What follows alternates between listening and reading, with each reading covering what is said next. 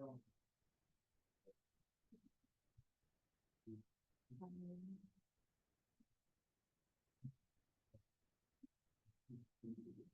afternoon, everyone. My name is Nicole Becker. I'm from the MHRIC Data Warehouse, and it is my pleasure to introduce to you Samantha Diaz and Helen Goodfriend. Samantha joined MHRIC in 2023, bringing over 14 years of experience in public education support, including special education, registration, data, and finance, with a background in sales and business. She leverages this experience to build and nurture relationships with districts across the Mid-Hudson region. In her current role, Samantha uses her deep understanding of the unique needs of special education support to drive regulatory compliance and provide tailored training to district administrators, faculty, and staff. Helen has been with MHRIC for 7 years and brings a strong background in marketing and corporate communications. Currently serving as the lead for the Data Warehouse Help Desk, Helen plays a pivotal role in managing data-related initiatives, such as our monthly DDC meetings, and providing essential support of best practices in district data management to the districts in the Mid-Hudson region. Her expertise in marketing, combined with her leadership in data management and customer support, make her a key asset to the MHRIC. Thank you, Nicole. Thank you. Hi, and thank you for everyone for coming. This is really great to see a practically full house. Thank you. That humors me immensely. So we're going to talk today about the MHRIC Registrar Bootcamp. And we have a presentation for you today about how to prevent DDC headaches. You're welcome. And if this doesn't work, that's okay. We're just going to go ahead and do this instead. Maybe. Come on, please. There we go. You just heard a little bit about us, so we're not really going to do this slide other than to tell you that when you get the slide deck, our contact information is on this slide, as well as our LinkedIn profiles. If you'd like to connect with us, we would love to connect with you. All right, so like Mr. Cohn said, start with a joke. How many registrars does it take to screw in a light bulb? Guesses? How many? No guesses? All right, Bert will tell you. Listen, we got Kinder Bueno. Any guesses now? No, still no guesses? Dude, I'm gonna have a lot of Kinder Bueno left over. How many registrars does it take to screw in a light bulb? One. Takes one registrar to hold the bulb while the world revolves around them. Okay. We did it. Okay. And the thing is, it's funny because it's true. So much of data reporting, and to the point, these children's information revolves around the registrar, and what goes on in that role. How many have seen the musical Rent? Couple, okay, couple few. So this may be familiar to you. If you have not seen it, just go ahead and see if you can listen to the lyrics.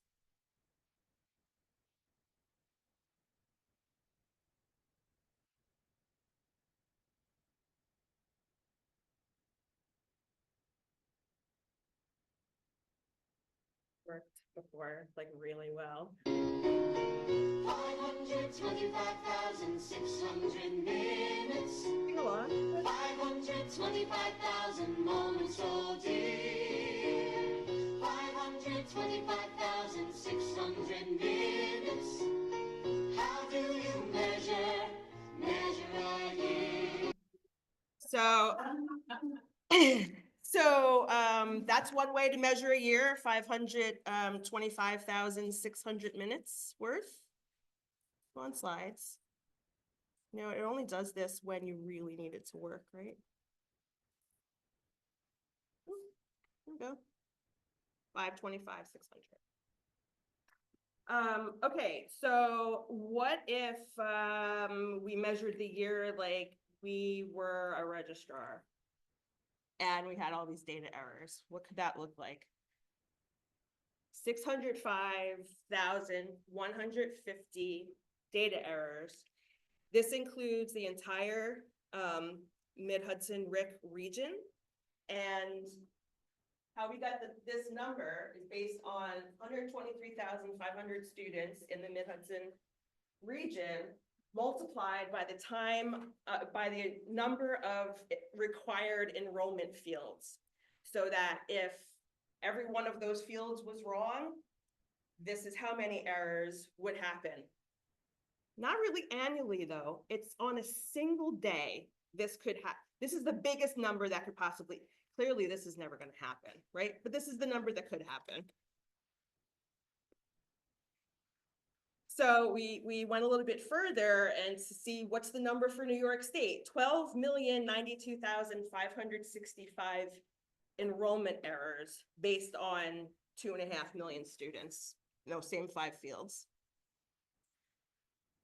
If you're going to resolve all of those errors, it would take 2,418,513 minutes, which comes out to 19.4 years if you are doing this only on weekdays, only during regular business hours, and you're one person for 1 day of errors if all the fields are wrong. All right, so talk about inefficiency, right? We have the solution. It's Registrar Bootcamp. You all have this in front of you, and we're going to tell you about this. You can, put it away, flip it over, write notes if you'd like. Take it with you for sure.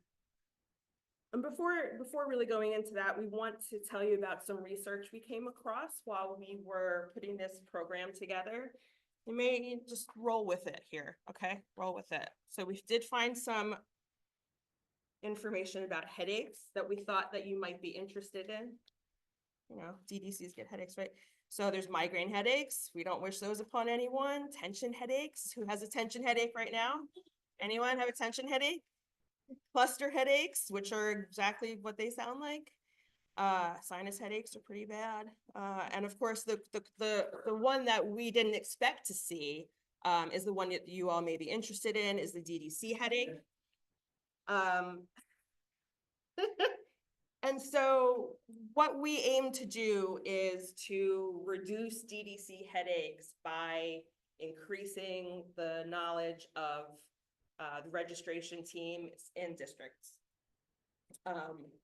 Some of the ways that we're going to do that, registration errors cause major headaches, right? So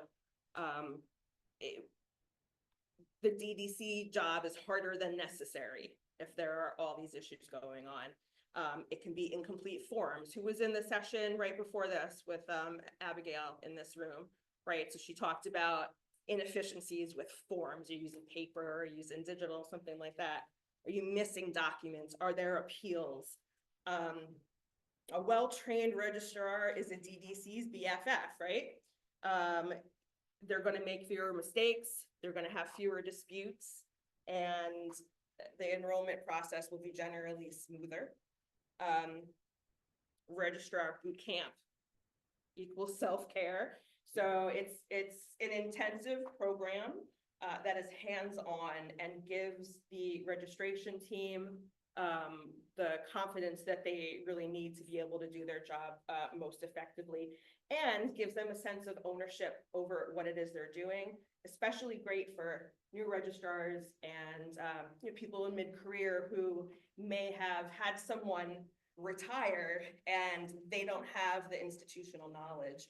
They're doing things one way because that's how they've always done them, but it doesn't necessarily work right, or it might not actually be the right way or an accurate way of doing it. Okay, so here's, I think my candy is gonna not be a hit today, but For participation. okay, so who wants to name an enrollment related time waster in your district? John Baker. Incorrect enrollment codes. Incorrect enrollment codes. That's a big one. Yes.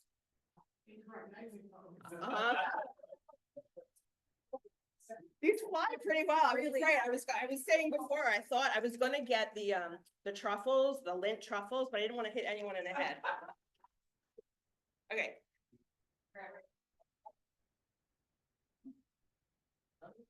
Incorrect start code. Incorrect starting codes.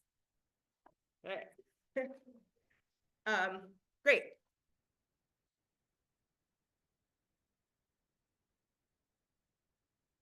All right, so we're gonna spend a few minutes talking about why registration is causing us stress. And one of the biggest things we see is there are many inconsistencies with how registration operates throughout the districts. We have some that operate like a well-oiled machine. We have others that, as Helen mentioned, are stuck in the "we've always done it this way" methodology, and they really don't know any better. We also think it's important to take a few steps back and think about why that happened in the first place. And we think it's a direct result of the scope of the registrar changing over the last 15 years so significantly. Historically, these were clerical functions, right? Everybody was hired for data entry. In many districts, you had a secretary in each building, resulting in, depending on the size of the district, 4, 5, 6, 7 different enrollment practices.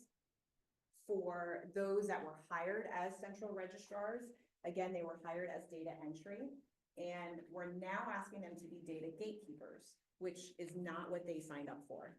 And I think one of the central themes we find, and I think you'll all agree, you have folks that are data minded and folks that are not. And even those that are data minded have spent years honing that craft. And one of our main goals with the boot camp is to help bridge that gap, right? And help change that language a little bit.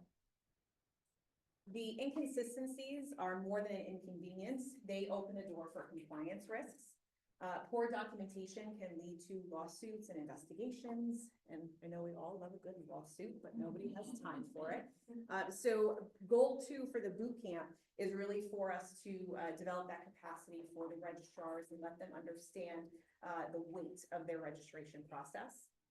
To help do that, we've enlisted some legal counsel to come in, some local and some throughout the state, to speak to our participants so they really understand, again, that the full understanding of the legal side. And then last but not least is the wasted time. So I think about DDCs as your band leaders. I want you to think about your registrars as your bassist. That's the person keeping the entire band in time. And we all know how, as Helen pointed out earlier, one enrollment error can lead to 15 domains screaming at you.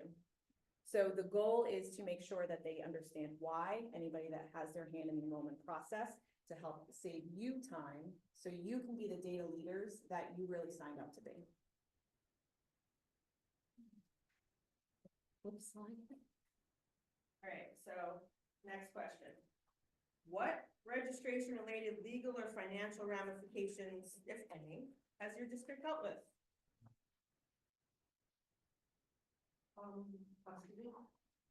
Custody issues. I like it when the registrars bury the residency report and you have homeless kids that you just don't know about. That's always fun to find. A couple months later. You couldn't pay residency like not in that sense, but just people not living in the district. Right. And People chasing it.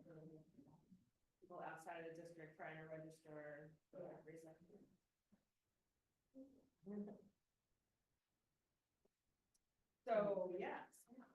So, and we talk about that a lot because we think for the registrars, they have to sit on this very, very thin line of protecting the district and making sure they don't leave the district in reproach and making sure that the families get what they need, right? So that it's very tough for them to balance both. And we think the best way for them to do that, again, is to have the knowledge that they need to do the job well. So some of the consequences outside the role of DDC, right? So some of these are bigger than all of us in the room. They lead to liabilities for mistakes made with FERPA, Vinto, state residency laws. Right now, we're back into that evil word of lawsuits. Inaccurate student counts can lead to loss of funding when you're looking at state or federal grants. a misrepresentation of the effectiveness of your district in important subgroups on your New York State report card, like your minorities or your state special education. And then what I think is the most important really is the loss of trust. And Abigail actually touched on it a little bit in the previous session. But when you have families that are experiencing frustration with the process, or staff is experiencing the same frustration with not knowing what the process is, it erodes the trust in the district. We've all talked to somebody that we're like, how did they get that done? They have no idea what they're doing, right? We want to make sure that that's not the feeling that your families are getting when they talk to those registrars the first time coming into the district. And then just to really drive home the point that the well-trained registrar and the well-defined registration process not only is going to save you guys time and money, but it will also ensure that the families are getting the resources that they need and the attention that they deserve. So that's also paramount to making sure we don't have headaches. And who is a DDC? What DDC?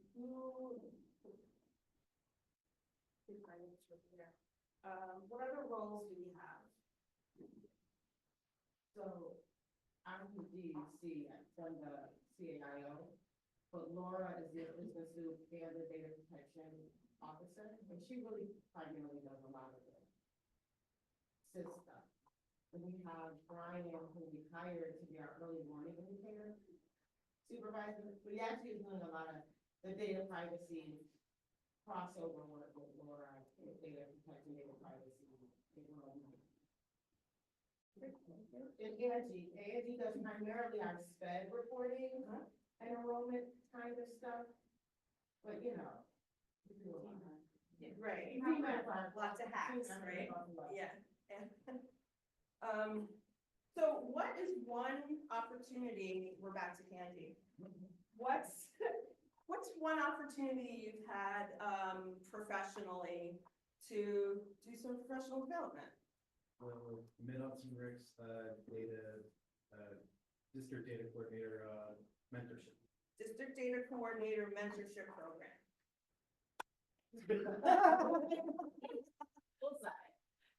DPS, just because we're Mammoth, we have our own kind of thing like that. We call them data champions, so each school has a specific data champion, and we bring them together monthly, elementary and secondary, and we train them in on these. So like a monthly sort of gathering of like-minded. Right. Well, yeah. I'm sorry, but sorry. That was definitely involved. And what other professional development opportunities do you have as DDCs? You're sitting here right now, right? DATAG. You already got it, Candy.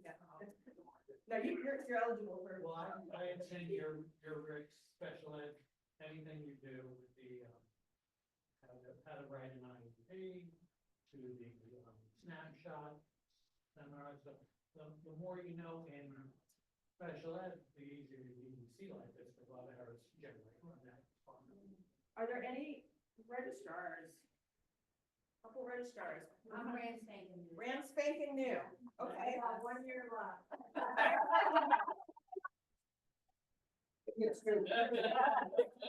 Brand spanking new, that's for you. And 1 year left for you.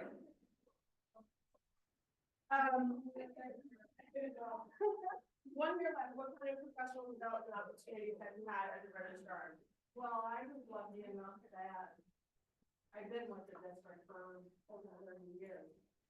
So my job has morphed into central registration because I started with the testing and doing the state reports, and I kept saying, some buildings change the code. They change the code on one kid off. I've been right all along and one, so it morphed into I created my job. Okay. But I also kept all the state reporting too, along with that, so I've been able to see how it pieces together. But they allowed me the opportunity to come all these years to make that great. It's been great because I've learned so much different tips, techniques, so I thought, push this on to somebody else.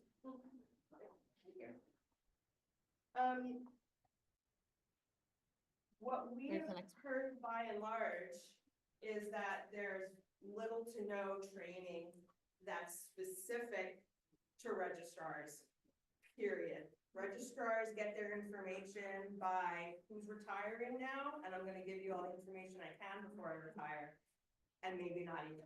I got a not even. You gotta not even. I'm like, brand, just started in January. Yeah, on an as-needed basis, if that much, right? So what Registrar Bootcamp, is going to do is it's going to have scenario-based learning where, people will have, participants will have, real-world scenarios with which to work. And they're gonna be working those out in a cohort-based, experience. And I don't even know if this is on this slide, what I'm saying right now, but we're aiming to create a registrar-focused, curriculum, that will, yeah, it probably wasn't on this slide, so I don't know what I'm saying now. It's a new one. We will also have policy development. Students in the Registrar Bootcamp will create their own, actionable policies that they can bring back to their districts. We're gonna go through what's working in your district, what isn't working in your district. Here's some things you can think about. Here's an action plan that you can actually take back specific to your district, because the participants are gonna create them themselves.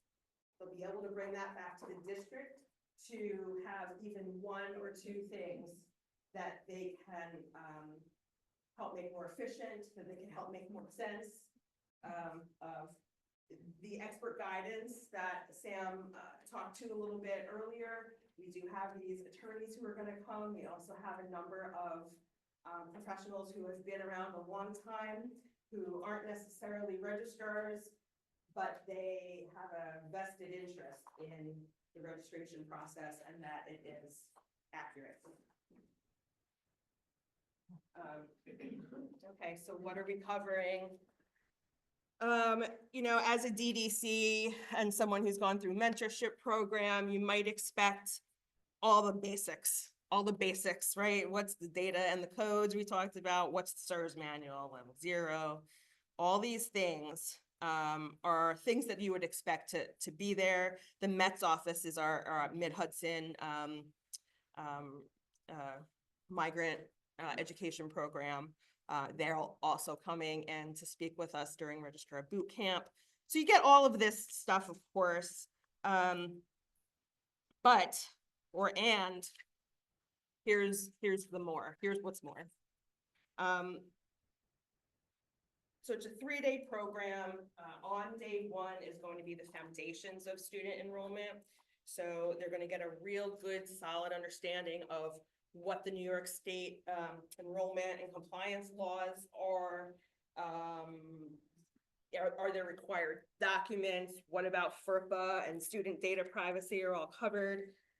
Equity in enrollment. I'm just going to read this one point. Every student, regardless of background, has the right to fair enrollment process.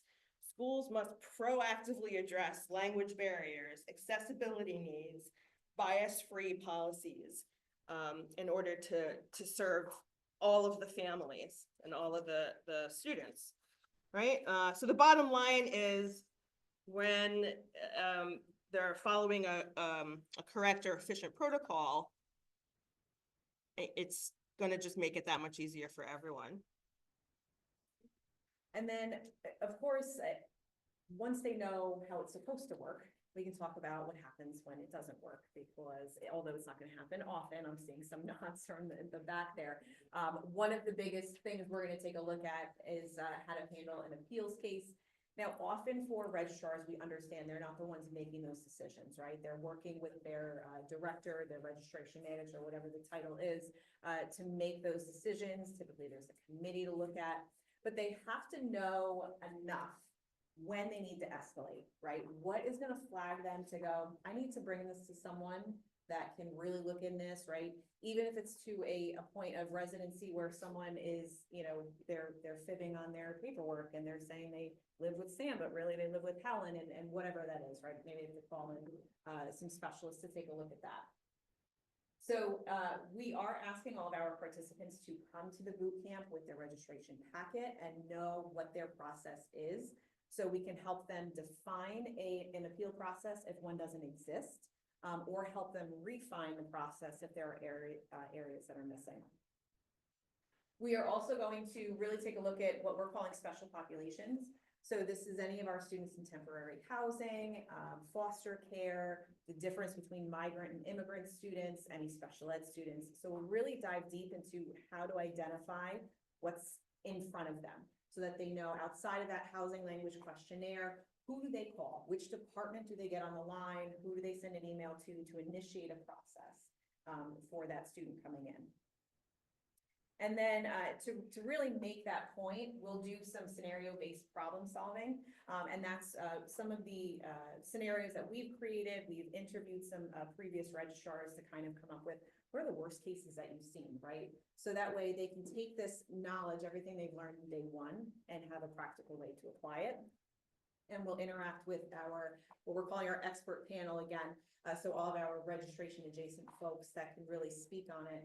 We have a DDC, we have an attorney, and we have a registration manager coming in to say, all right, these are the things to look for, right? These are the cases where you want to escalate and get someone else on the phone. And then day 3 is a culmination of everything we've learned the first 2 days. So we will, as Helen said, be developing some actionable items for the participants to take back to the stakeholders in their district and actually do something with. So they will be completing what we're calling a capstone project.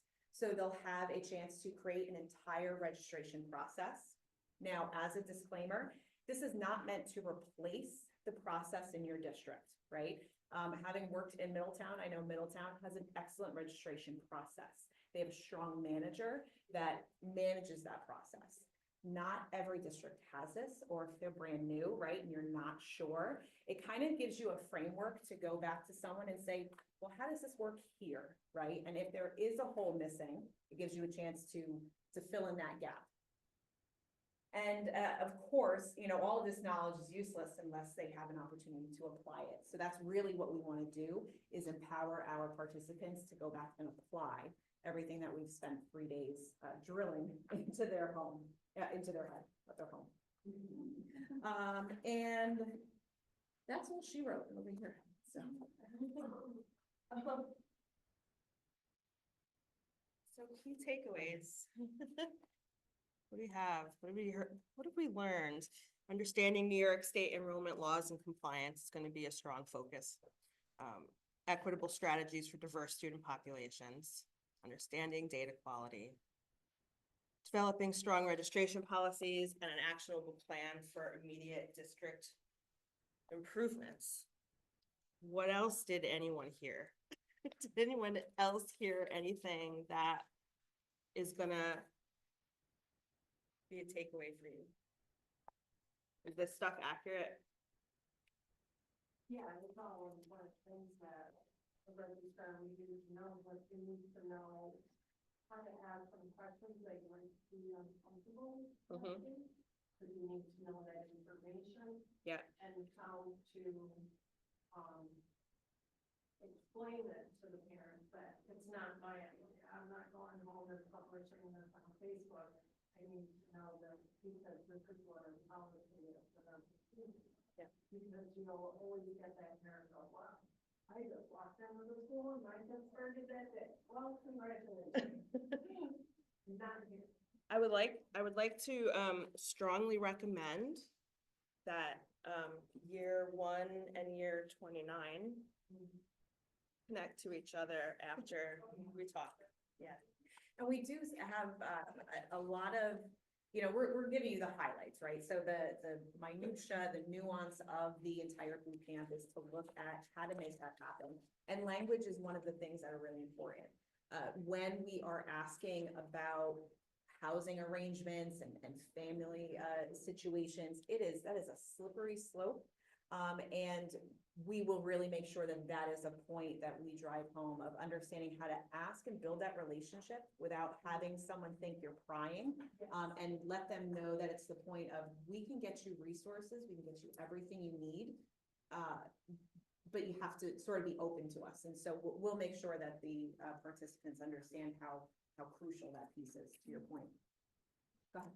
So, again, because of our size, though we deal with the enrollment headache, we are not the registrar, right? So we have simple registration.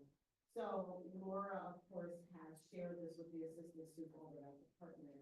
So my question is, we always ask, will you have scenarios and complexities, for districts our size, 29,000 students?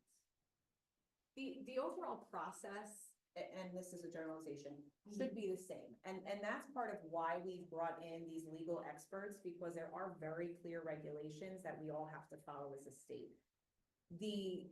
How that happens, right? If you have a strong L population, if you have, really heavy lower poverty areas of your district as opposed to a district that's a little bit more affluent, you are going to have different struggles.